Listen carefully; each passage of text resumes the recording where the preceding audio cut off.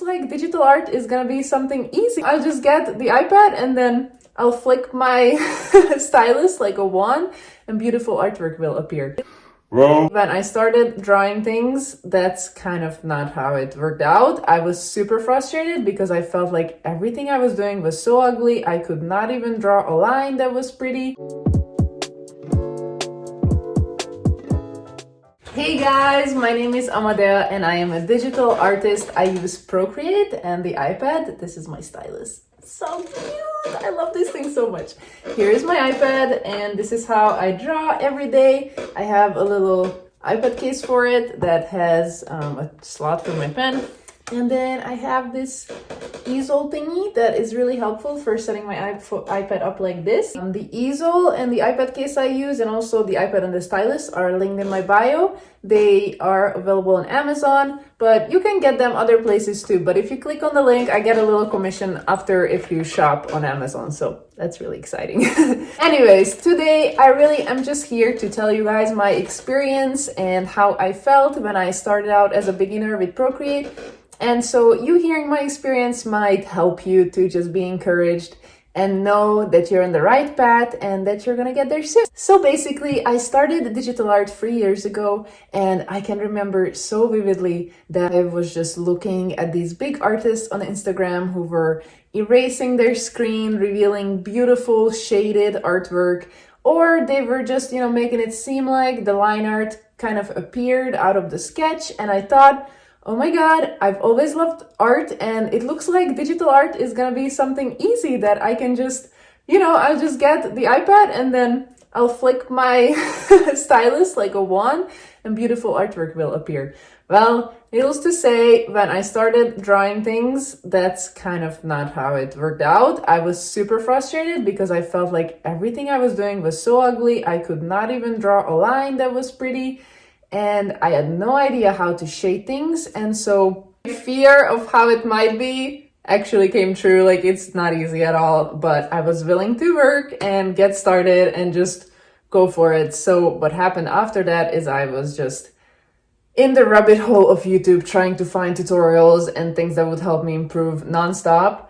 And it was really frustrating because a lot of the videos weren't actually helpful. There were just people kind of talking about random things, but it wasn't very practical. So that's why in my videos I try to show you guys practical details on things I do that you can also implement. But today I'm only gonna be talking to share my story and encourage you guys on your journey. So basically, let me show you some of the very first artworks that I did when I started out. Let me find them. Where are they? Old art, here we go. Whew, okay.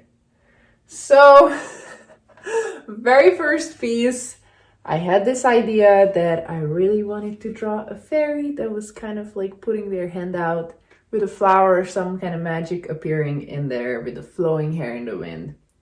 And that was my very first artwork. I had this expectation to myself that just because I have an idea, I'm supposed to be, I had this expectation that what artists do is they just have this idea in their mind and then they don't look at anything. They just freehand it and it looks amazing. And I thought that's what I aspire to be. So that's what I have to practice. I thought that if I just sit down and try to draw what's in my head, then eventually I'll be able to do it. But of course, now I know that's not how it works. Every artist, and especially professional artists, know how to use references properly, where they don't copy the reference exactly, but use it for inspiration and use it to be able to visualize in their head what they're actually drawing. And so that's how I would approach this piece today. If I were to draw this fairy with the blowing hair and the magic, I would look up references to help me with that. But when I was drawing this, let me show you the time lapse. This is how I kind of started. I was like, let's do these guidelines for the face and then draw the lines, and the lines are just so wonky and weird. And then I was like, okay, I have the face lines, and then oh my God, so like crazy lines for the legs, anatomy is non-existent. And then I was kind of like cleaning it up and adding like colors. I had no idea how to even match the colors up properly. I didn't know how to shadow properly. It's like very muddy, and this is where I got stuck. I was like, okay, it's finished. I don't know what else to do. So of course, since then I came a long way. But let me tell you how long this piece took me. This was a 5-hour process for this artwork.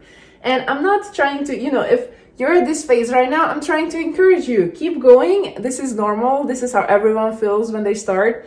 And afterwards, you just watch tutorials and follow artists. I would recommend you joining artist Patreon that you would want to learn from. So what I did, I picked out 3 to 5 artists that I really loved their art, and I joined their Patreon and I learned from them specifically, and then I added in little things I learned from each one that I liked about their process that they taught me into my own process. And that's kind of how you're gonna develop your own style and develop your own art pieces, by doing that step by step and piece by piece.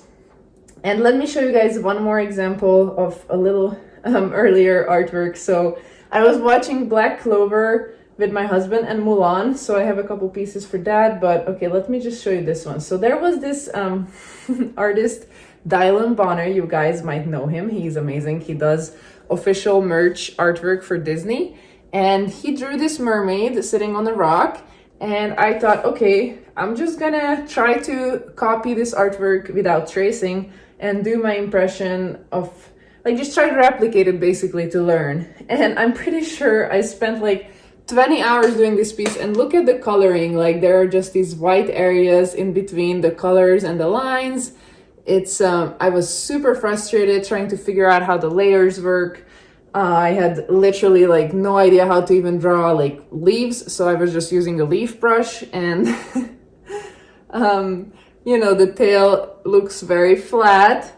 And after doing this piece though, I was super proud of it, because overall it doesn't look that bad. But then of course we also know, and now I know that this is not really an artwork that should be proud of, because I was basically copying it.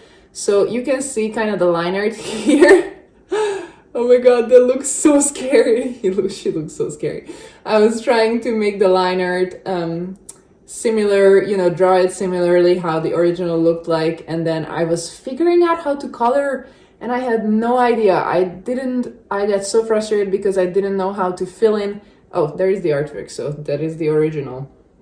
And so I was really trying to figure out how to, color the fastest and most efficient way. There is a video for that I talk about that aspect of the coloring in there, so you can access it right here. I'll add it when it's ready. I'm in process of editing it right now.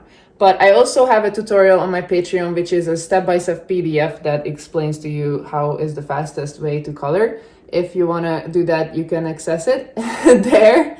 And so look at it. I was just like trying to make it as similar to that one as possible, and then this was the final piece. So this was the reference that I copied, and then this was my final artwork. And I was so happy with it, but looking back at it now, I remember how frustrated and hard was it actually to get started. And it said I spent 8 hours on this piece, so basically the whole day. And that is also what I wanted to encourage you with, is that if you feel like you're slow, that's totally normal. Your time that you spend on artworks will evolve based on how long have you been doing it, and then also based on your style, because some people who do more realistic style that is more rendered, you're gonna be just naturally spending more time on little details, and your artworks are gonna take longer. But that's completely okay. Try to not compare yourself with someone else, because especially with art that is so subjective, it is really impossible to compare yourself to someone else in this field. You can look for inspiration, you can ask other people to just kind of see maybe where you want to be in the future, but don't be too hard on yourself, because from experience, I was super hard on myself. I could spend 20-30 hours on artworks, but that is just because you're not experienced enough to where you can make quick decisions, for example, about colors. Like it might take you hours to just experiment what kind of colors go together, and also with shading, to just get a feel for how to do soft shadows and hard shadows in a way where it actually looks good. And that's part of the process. That's completely fine.